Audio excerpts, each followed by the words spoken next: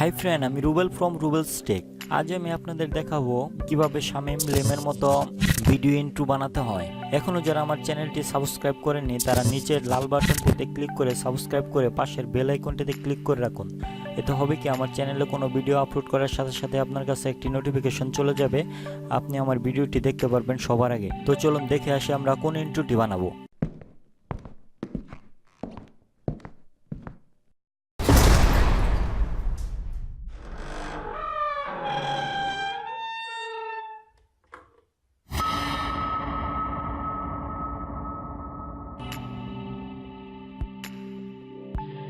ফিরে এলাম ইন্ট্রোর পর। এই ইন্ট্রোটি বানানোর জন্য আমার ডেসক্রিপশনে দেওয়া লিঙ্ক থেকে ইন্ট্রো টেমপ্লেটটি ডাউনলোড করে নিতে হবে। তো টেমপ্লেটটি ডাউনলোড করার পর আপনার কাছে এরকম একটি ফাইল আসবে। তো ফাইলটিতে এখানে ক্লিক করে এক্সট্রাক্ট এটাতে ক্লিক করলে ফাইলটি আনজিপ হয়ে যাবে, বা যে কোনো আনজিপার দিয়ে ফাইলটি আনজিপ করবেন।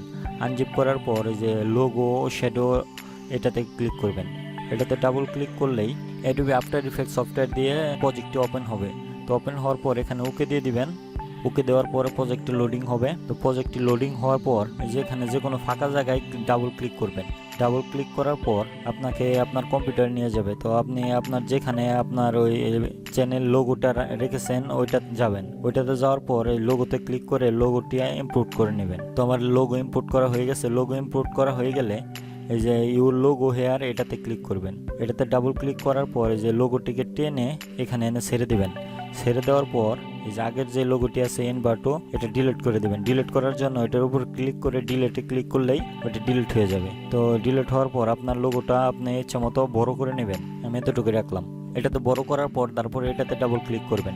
এটাতে ডাবল ক্লিক করার পর আপনি এই যে ডাবল ক্লিক টু এডিট এটাতে ক্লিক করবেন। এটাতে ক্লিক করার পরে এটাতে আপনি আপনার স্লোগান লিখে দিবেন। আমি আমারটা লিখে দিচ্ছি।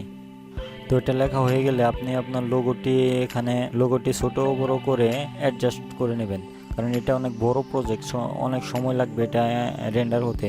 যদি কোনো ভুল হয় তাহলে আবার প্রথম থেকে আপনাকে করতে হবে, এতে আপনার অনেক সময় ব্যয় হবে।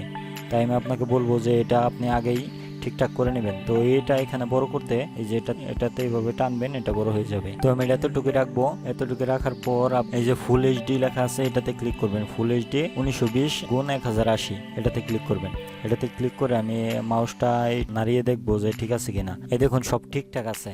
তো সব ঠিকঠাক থাক এটাতে ক্লিক করে রেখেই এই যে এখানে ফাইলে ক্লিক করবেন। ফাইলে ক্লিক করার পর এক্সপোর্ট লেখা আছে, এক্সপোর্টে ক্লিক করবেন। এক্সপোর্টে ক্লিক করে এই যে এড টু রেন্ডার কুই এটাতে ক্লিক করবেন। এটাতে ক্লিক করার পর এখানে এই যে ফুল এইচডি লেখা আছে যেটা, এখানে একটা ফোল্ডার সিলেক্ট করে দিবেন যে ফোল্ডারে আপনার ফাইলটি সেভ হবে। তো ফোল্ডার সিলেক্ট করার দেওয়ার পর সব ঠিকঠাক থাকলে রেন্ডারে ক্লিক করবেন, ফাইলটি রেন্ডার হতে থাকবে। এই দেখুন ফাইলটি সেভ হচ্ছে। তো আমার এই টিউটোরিয়ালটি এ পর্যন্ত। যদি আমার টিউটোরিয়ালটি ভালো লেগে থাকে অবশ্যই আমার চ্যানেলটিতে সাবস্ক্রাইব করবেন এবং একটি লাইক দিবেন। আর কোনো সমস্যা থাকলে কমেন্ট করে জানাবেন, আমি সমাধান করার চেষ্টা করব।